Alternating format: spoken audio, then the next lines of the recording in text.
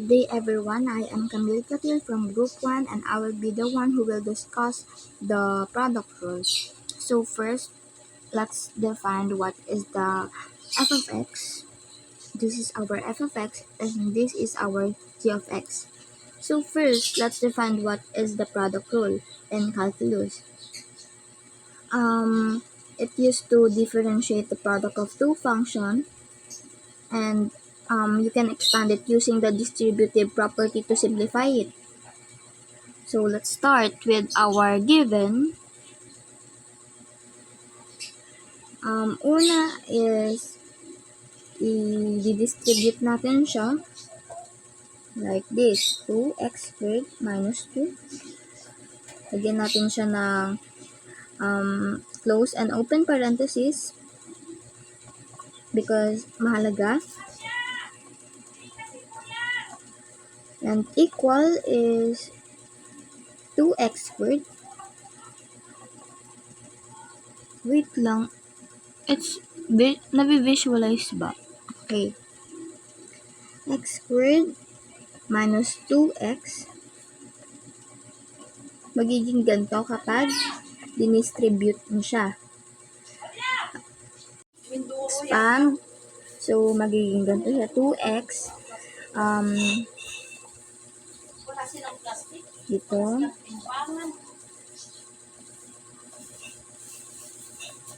For x.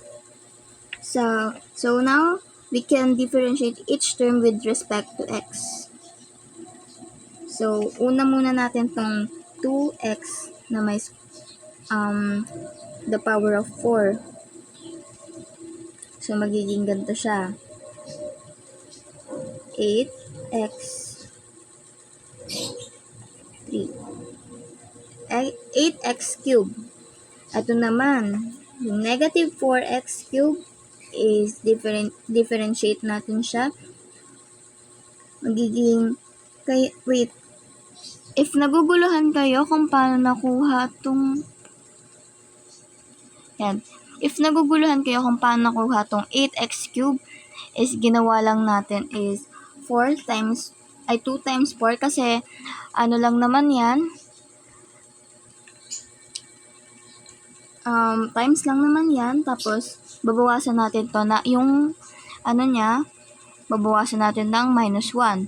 So, magiging 2 times 4 is equals to 8.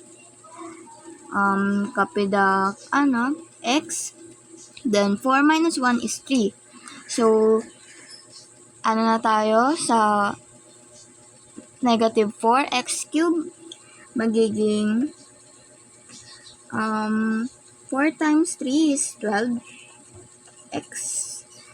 3 minus 1 is 2. So, doon na tayo sa negative 2x squared. Magiging 2 times 2. Since may negative 4 x. Hindi na natin siya lalagyan ng 1 dito kasi visible na yon sa every variable. Kasi 2 minus 1 is equal to 1. Hindi na siya need. Pero if gusto mo, go. Dito naman tayo sa 4x. Wala siyang times. So, magiging 4 lang siya. Yan. Ito yung solution natin. Ito yung mga natin, sagot dito. So, ang gagawin lang dito is pagsasama-samahin. Like, 8x cubed minus 12x squared minus 4x plus 4. So, this is the derivatives dito.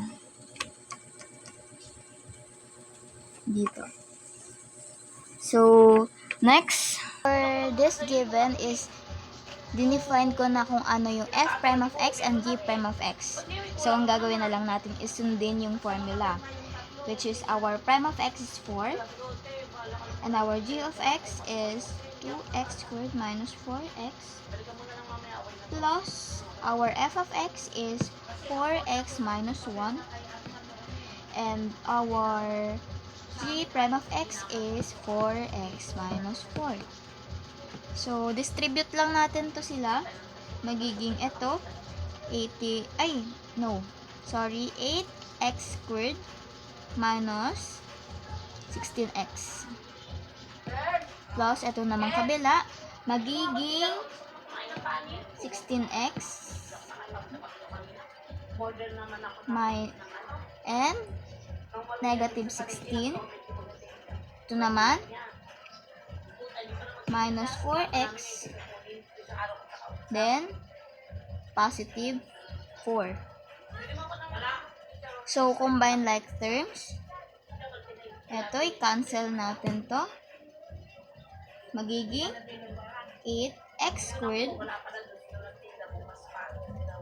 minus 4x and this negative 16 plus positive 4 is negative 12. So, this is the derivatives of this given problem.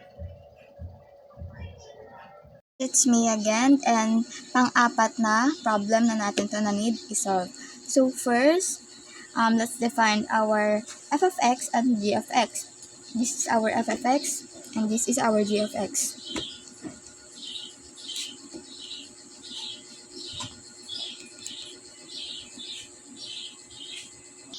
So, define na natin ang f prime of x natin. So, wala siyang variable. So, it means 4 lang siya. So, our g prime of x, sorry. So, bababa mo lang yung 4. And x, 4 minus 1 is 3. Magiging 4x cubed na lang siya. So, if we're gonna apply the product rule, yung ginamit natin kanina, magiging ganito siya. Our f of x is 4x minus 2. And our g of x is x 4 minus 2. And our f prime of x is 4. And our g of x is x minus 2 plus ganun ulit. Hindi kasya. So, 4x minus 2 and our g prime of x is 4x cubed. So, expand na lang natin siya and simplify. So, let's start. So, ano natin yung x4 into 4 minus magiging ganito siya. Magiging ganito siya dito. 4x4 and dito naman magiging negative 8. So, dun naman sa kabila magiging positive 16 x4. Then, dito naman magiging, so guys, combine like terms, continue, minus, isunod nyo yung 8x cubed, then minus 8. So, magiging ganito ang kanalabasan niya. So, this will be the derivatives of this given problem. Guys, let's try this. Anihin din natin, sundan din natin ang formula. Our prime of x, f prime of x is negative 2. And our g of x is x squared minus x. And then, plus f of x is 3 squared minus 2x. And the g of prime of gx is negative 1. So, ito muna, negative 2. Ito, pag tinimes, magiging x power 4 minus x plus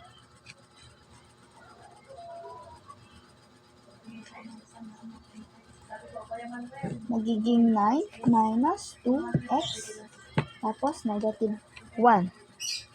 So, iyan na natin siya. Pwede kayong gumamit ng calculator, ha?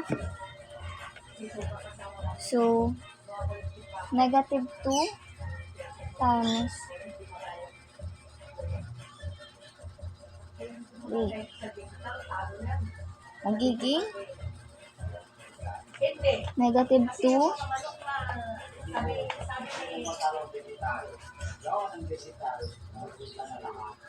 times Ma! So, kapag ito dinistribute, magiging negative 2. Then, kapag ito naman, magiging positive kasi negative times negative is always positive.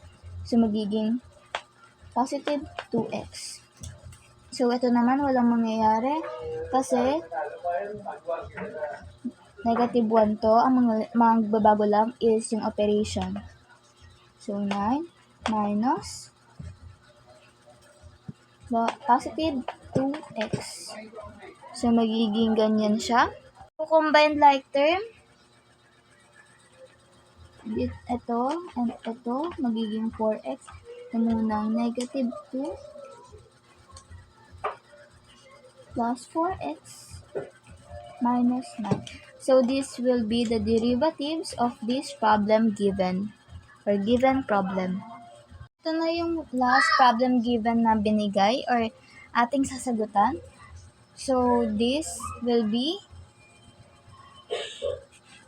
our last.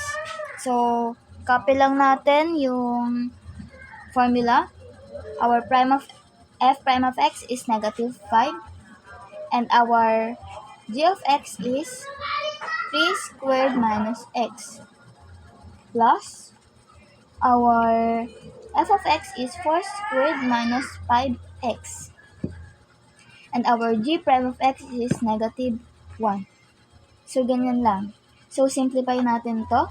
Negative 5, 3 times 3 is equal to 9 minus x plus 4 times 4 is 16 minus 5x tapos times negative 1. So,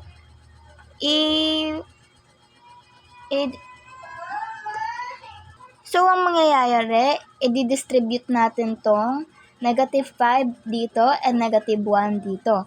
So, magiging negative 45 minus x. No, minus 5 of x. Sorry. Plus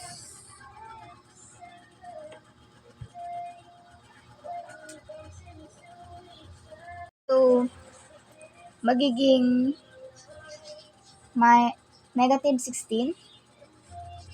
And then, copy positive 5 of x. Kasi negative times negative is positive. So, pwede na natin siya i-simplify and we can combine like terms since meron naman. 5x plus 5x equal 10x. Negative 45 plus negative 16 is equals to negative 61. So, this is the derivative of this given problem.